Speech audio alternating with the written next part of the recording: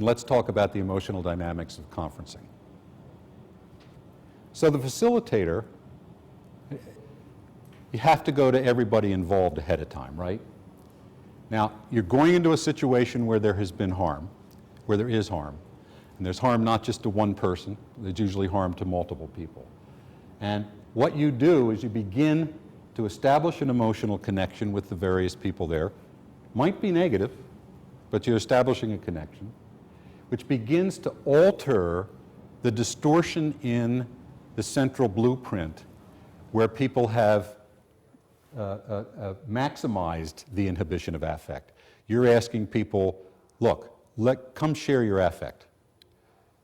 Come be a part of this process.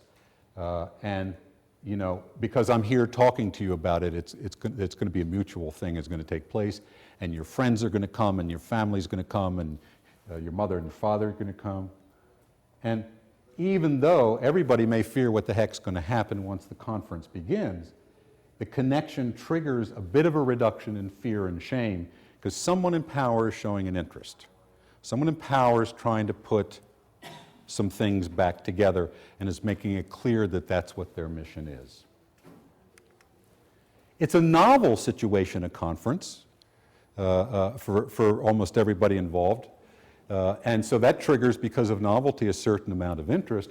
But participants usually carry a fair amount of disgust and dismay and anger into the conference or the meeting that makes the affective tone negative to start with. We've got more negative affect than positive, right? Okay? Face-to-face contact, of course, increases shame and fear of shame, especially because of our socialization scripts, which say we're not supposed to show affect. So when I go there and I'm really upset, what am I going to say? Am I really going to be able to say anything? And people are going to see me. People are going to see my reactions. And so the intensity of both positive and negative affect is increased by the process of conferencing. And everyone's scripts are challenged. And it's a little more powerful than trying to put on your left sock tomorrow first, Jeff. I've been running an experiment for the past 6 decades. I reached Medicare age in the States yesterday. I have my card to prove it. And for those 6 decades, I've been running an experiment. Anybody here not been on an airplane with a crying baby? My experiment is a success. Because each affect is an analog of the pattern of its stimulus, and it's then amplified, and the response is an analog of the stimulus, then all of our responses are another stimulus of the same affect. Of the crying baby, and next thing you know, we're in distress, aren't we? Okay? So this is called affective resonance. Responses are stimuli and trigger the same affect in the observer. There is basically a biologically mediated blueprint, Tompkins called it actually an image, that runs everything that happens with humans.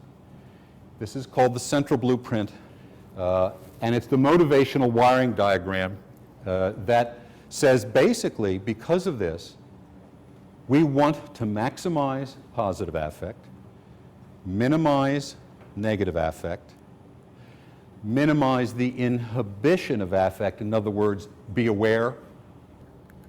We want to maximize our power to do 1 through 3. But this blueprint runs all of us, okay? This is no simple pleasure-pain business, because there's a lot of balancing that has to go on. And a mental and emotional health of individuals, pairs, families, communities is maintained when the 4 rules of the central blueprint are followed in a balanced pattern. If you get too far off to just maximizing positive affect because something is causing you trouble, or you get too far off and I just got to minimize negative affect and you never go out of the house because something is causing you trouble, then you're out of balance. Situations that force the rules of the central blueprint to be violated in any way produce harm because they are in utter conflict with our wiring. And our wiring runs every other part of our body. So we develop these scripts run by the rules of the central blueprint that motivate us to desire emotional connection with people. The most primitive thing that every single one of you wants is you want relief from negative affect from the people around you. And the second most primitive thing is you want positive affect and enjoyment in the relationships with you. Basic bottom line.